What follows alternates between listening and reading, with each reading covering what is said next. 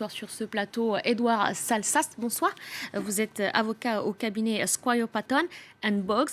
Alors, il y a eu cette formule « Je veux moderniser et transformer le pays ». C'est donc la déclaration de Pedro Sánchez qui doit aussi, on le rappelle, assurer la reprise économique après des années d'austérité. Il doit également faire face à la crise catalane. C'est finalement une mission qui s'annonce d'ores et déjà ardue pour ce nouveau chef du gouvernement. Elle s'annonce ardue et surtout, c'est un gouvernement qui est né dès le départ de façon très, très faible, très affaiblie. Pedro Sánchez ne compte que 84 sièges dans un parlement de 350. Il faut quand même se rappeler que Pedro Sánchez a eu le pire résultat du Parti socialiste dans les élections de 2015 et après dans les élections de 2016, on a dû répéter des élections parlementaires parce que personne n'a réussi à former un gouvernement. Dans les élections de 2016, il a encore eu moins de sièges qu'en 2015. Donc finalement, il hérite d'un Parlement très fragmenté. Il a eu besoin des votes de Unidos Podemos, qui est l'extrême gauche, on va dire, plus les nationalistes catalans et les nationalistes basques.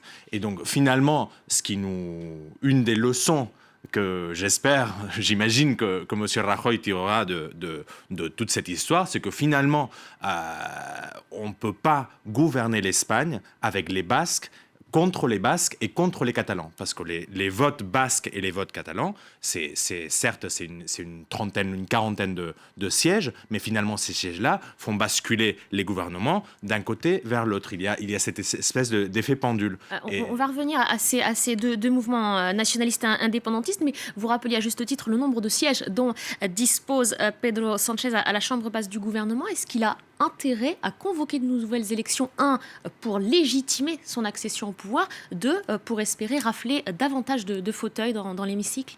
En fait, ce n'est pas dans son intérêt de convoquer des élections, parce que finalement, c'est un candidat qui n'a pas gagné les deux dernières élections, il ne les a pas gagnées. Donc finalement, son intérêt... Il n'est pas légitime?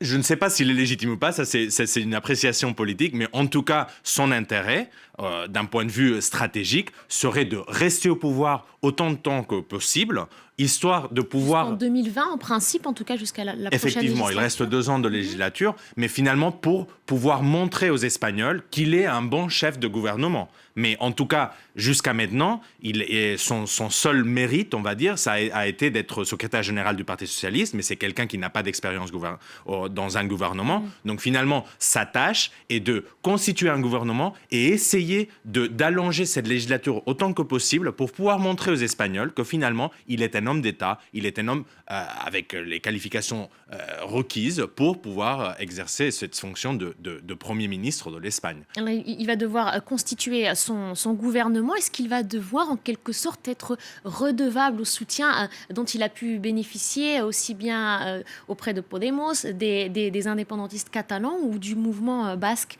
Est-ce qu'il va leur devoir certainement, lui, dans son discours d'investiture, dans son discours de la motion de censure contre Mariano Rajoy, il n'a pas fait beaucoup de concessions aux Basques et aux Catalans.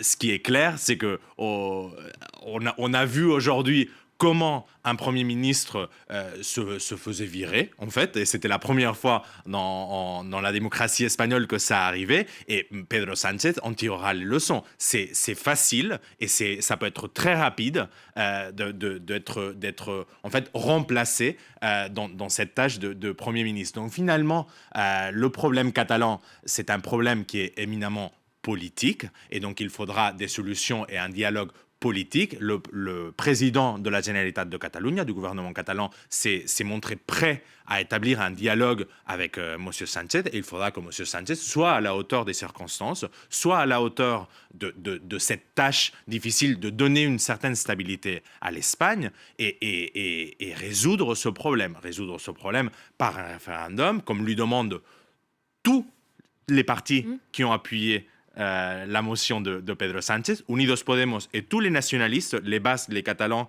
les Valenciens, tous appuient le droit d'autodétermination, on va dire, ou le droit de décider, comme ils l'appellent en Espagne, finalement, de convoquer ce référendum et consulter la population catalane sur leur futur, s'ils veulent être indépendants, oui ou non. Donc finalement, Pedro Sánchez ne s'est pas engagé à ça, mais à un moment donné, probablement, il devra quand même faire des concessions dans ce sens. Une très dernière question et très rapidement, Edouard Salsas, parce qu'on est pris par le temps. Est-ce que selon vous, un retour est-il possible pour Mariano Rajoy?